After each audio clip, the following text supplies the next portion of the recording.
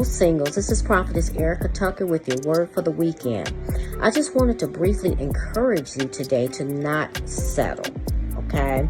Know that we are not alone. Just because we're single, we still have the Lord is always with us. He said he will never leave us nor forsake us, okay? So we don't ever have to feel alone or feel lonely, okay? Or feel like we're by ourselves, okay?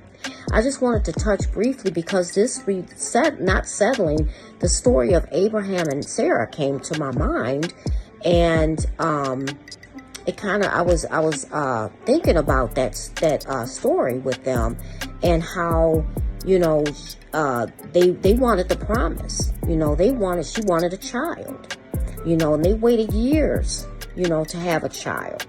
And so they got tired of waiting. They grew tired of waiting. And so she, the story where he got with his maid Hagar, and she produced the son Ishmael. However, Ishmael was not the promise that God promised Abraham and Sarah.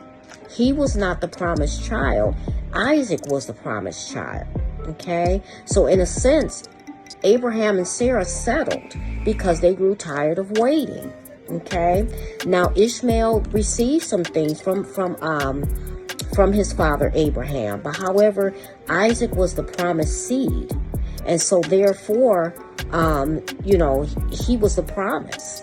Okay, he was the promise. So don't settle. And I know people say don't settle for your Ishmael. You want to wait for your Isaac, but in a sense, that's kind of understandable in a sense that, because Ishmael wasn't the promise, Isaac was the promise. So we want the promise.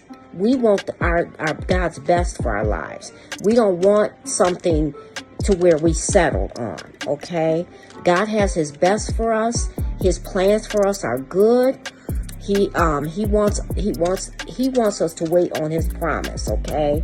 So don't settle today. Don't ignore red flags, and know that you are not alone, okay? Have a blessed day.